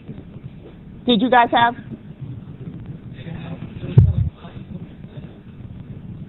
So there you went with people kept buying from them. So what is that?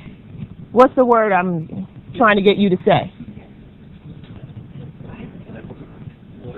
Loyal. But what did that signal to? That told you what? They were establishing what? A reputation. They were establishing a reputation, right? Because there was consistency, People seemed to want to buy from them. So they were establishing this reputation for honesty, right? What else factored into your decision, buyers, regardless of what? So 2 certainly wasn't seller team 3 wasn't the only seller team. So what turned you off about the others, or made you decide not to buy? Profit. So your motives were profit-driven. So in addition to reputation, profit was important, right? So profit. Seller team 1 had a... Yeah, go ahead. Did they see the prices? No, right? No, they only saw the prices.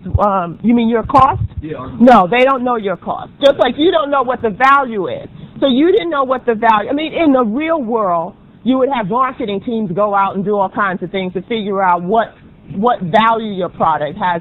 You'd be able to get consumer information, but you didn't have that. But obviously, buyers have a value that they attach to something. And now you're in this market. When we introduced in round 4, I think, when we introduced just the price and took away the quality, what did that create for you as buyers? Doubt, right? And doubt means risk, right? So there was information asymmetry, because only the sellers knew what quality they were selling. There was nothing to signal to you what the quality was, so you couldn't then figure out what your profit would be, right? So you saw that you had that information asymmetry happen, and so what people did, because seller team 3 had decided or had established this reputation for consistency, people believed that they were honest, the buyers all first decided to go with seller 3 in order, as long as they could make a profit. Then what about when we introduced verification? So let me ask, any of the seller teams, were you considering this, and why? Were you considering hiring? No seller team was considering hiring? Why not?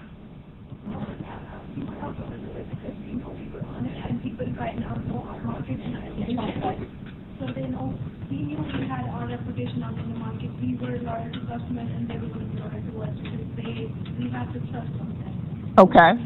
Yes. Okay. What about seller teams 2 and 1? I think we need it. Right. Now, they weren't going to give you guidance. They were just going to assure your information, verify your information. Okay?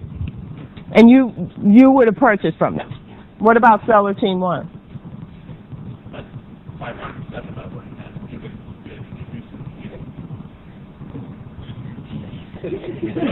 Then the game wouldn't have made sense.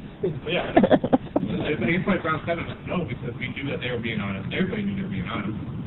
So I guess it wouldn't be worth our... So you don't think, so in other words, you think that the only thing a company has to do is consistently portray to the market that they're being honest. Because you don't know that they're being honest. Because you still don't know what their cost is. You don't know that they're being honest. They were, but you don't know that with certainty, do you? You just assumed. So my point is then, don't you think verification, which I'm listening to, auditing matters? So this is, does auditing matter?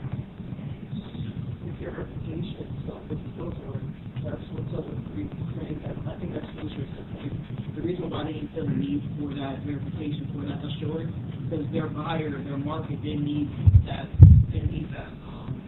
Can I throw something out? Enron, WorldCom. How long did they exist? No, I agree with you. So they had a reputation, though. They had a reputation. People believed in them for whatever reason.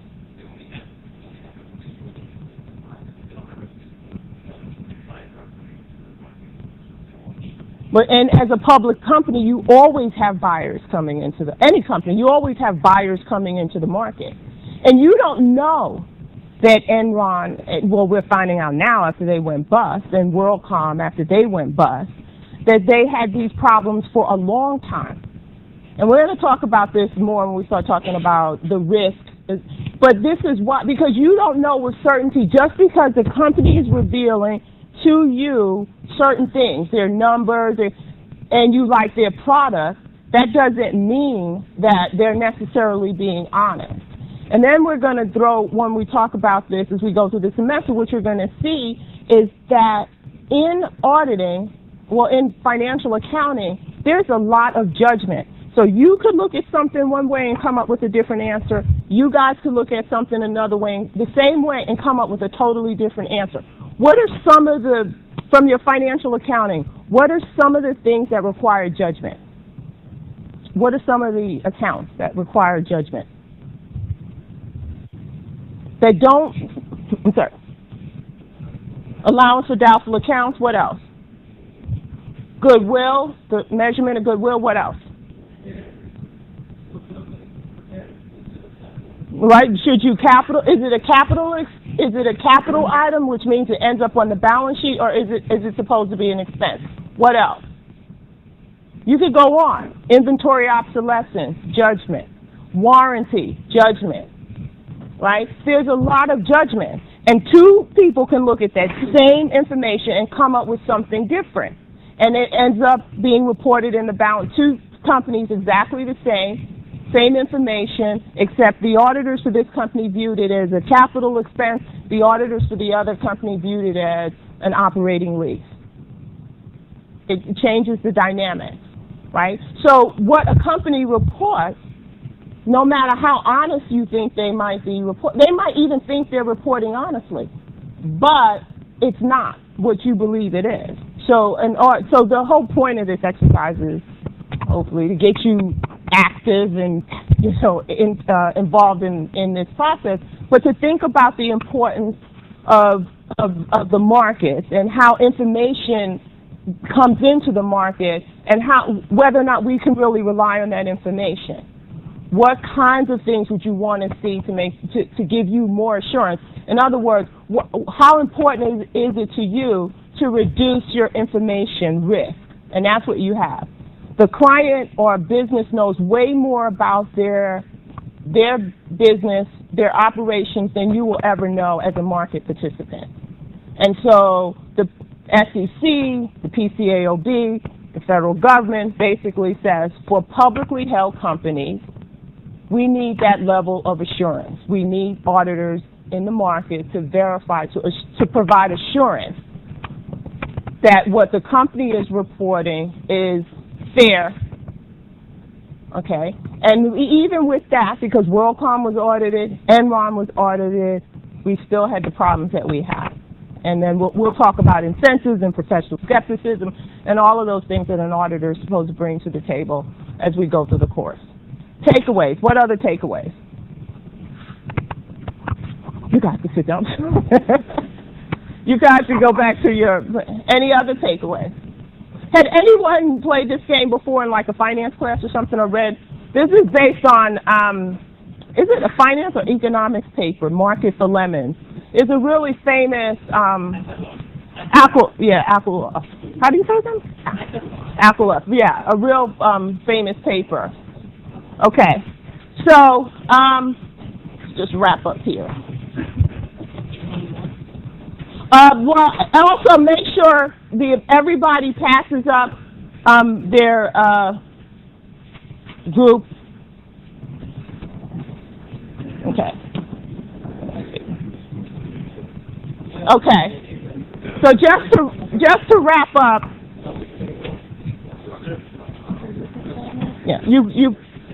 I just need with your profit and all the members of your group, and then I'll figure out I'll audit this.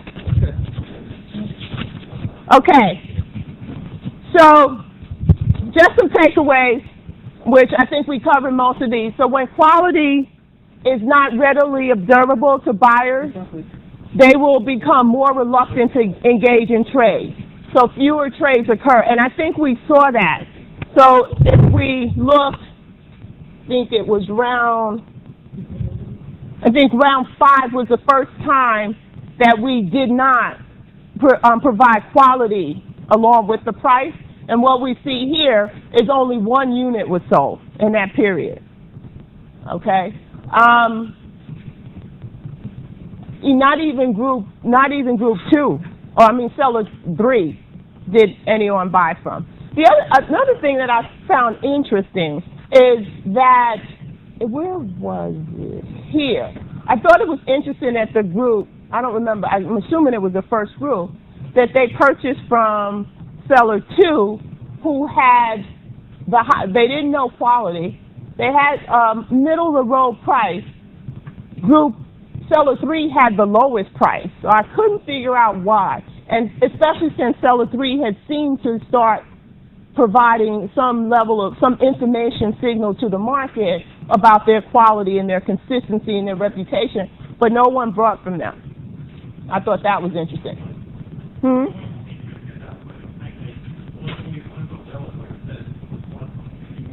I'm sorry, I didn't say that again?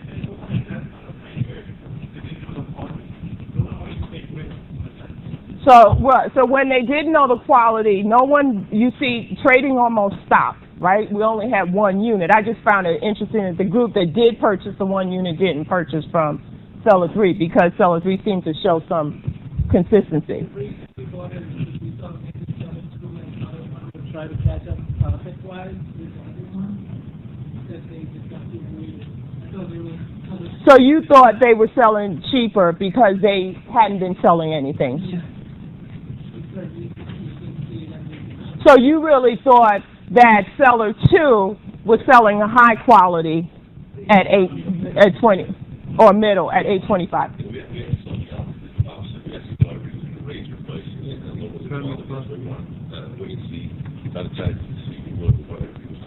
Right, and that's kind of the takeaway, right? You would think that that's why I would say the trading almost would stop once you didn't know quality, right? You would wait to see what the market reveals. So imagine if trading stops in the market. We know what happens. Yes.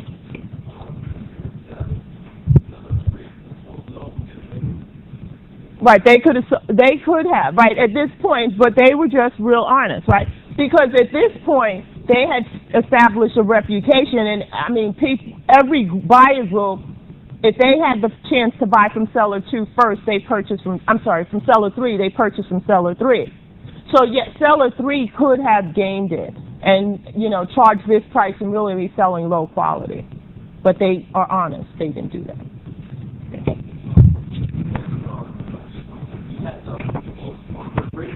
It's not our fault that everyone's trying to be quality. Maybe people don't know what they're buying. They might have got a higher quality, knowing that our deal actually percentage-wise is the rate of how much profit they're making, everything, and how much marking up was actually better than any of the groups. Yeah. But think about it. Do you know that in the market as it is now, you don't know what Apple's markup is. You don't know what Dell's. You don't know what the seller's markup is. That's not what dictates your decision to buy. I mean, there are a lot of things that dictate you, but knowing the markup. Now, even when we go to haggle for a car, right? You don't really know. You can go to this, try to get this information, that information. You really don't know what the car dealer's markup is. You make assumptions and go from there, right? But you don't know. But there are other things, and you're absolutely right, there are other things that drive your decision. Clearly, you might not care about the quality for some items, but certain items, high-ticket items, the quality matters for you, right? You want a high quality. You want a high-quality car, right? Or you might not care, if you are an athlete, you might want the Under Armour and Nikes of the business as opposed to, Uncle Joe's shoe shop, right? So in certain things, quality matters, and you're willing to pay for that. But in this game, you didn't know that. And in most games, you don't know what to sell.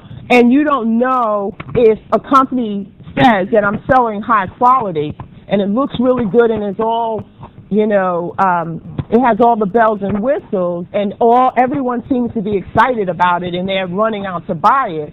It doesn't mean that quality is high. It's only over time and reputation that company builds that you can determine with some level of certainty that their quality is high.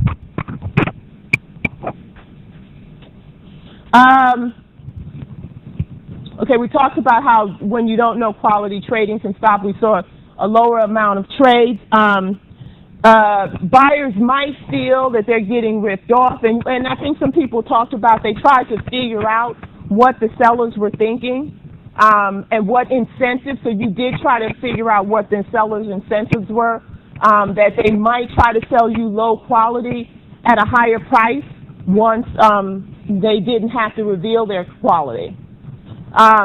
And this is what we talked about. When quality is not known, the only thing you have to go on is reputation, especially in a market if you don't have verification or assurance. And if you can't establish the and this is why for the sellers, and I think Seller Team 2 mentioned this, that they needed help. They needed to be able to say, and maybe even Seller Team 1, this gets at your point, is that if the buyers weren't picking up on the fact that we really weren't charging a lot of money, that we had a low markup, okay, and we really were pricing our product commensurate with its quality, that's where assurance might have come in. Maybe that would have signaled something to the market. Okay. So, and when we talk about audit opinions, we'll talk about this. We'll talk about the fact that what a clean audit opinion means. There's a whole number of initiatives that are going on at the PCAOB directed at transparency, so that investors, people who use financial statements will have a better understanding of what the audit report is actually telling them, trying to close the expectations gap. And the expectations gap is what the auditors actually do and what they actually provide in terms of information is very different than what the public perceives the auditors are doing or information that the auditors are buying. There are some people who believe that if a fraud occurs at a company that got a clean audit opinion, then the auditors didn't do their job because auditors are supposed to find fraud. Well, that's not the case. Auditors are not supposed to find fraud. They're supposed to design procedures, audit procedures, to be able to identify those areas where fraud is likely to occur. And because we don't look at 100% of the transactions that a company engages in, it's quite possible that an auditor can do a very effective audit and still not uncover a fraud. But most people in the public don't realize that. And so there are all these initiatives that's going on to try to close that expectation gap because people do place reliance on the audit report. It does signal something to them. It's like, and most companies will tell you it's a rubber stamp, pass or fail.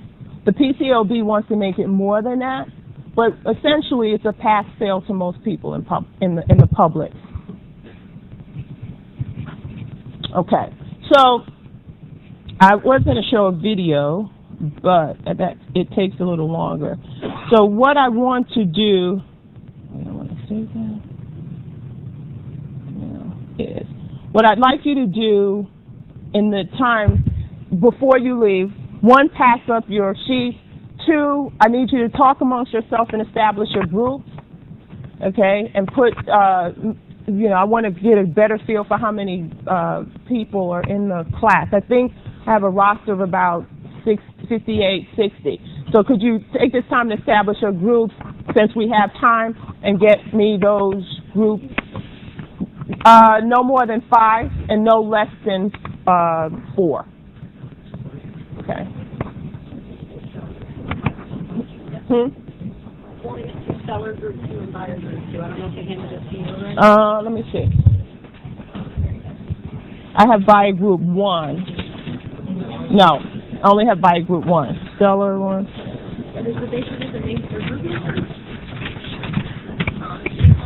Okay, so this is seller group 2, and this is seller 1. But I'm not sure what their numbers are.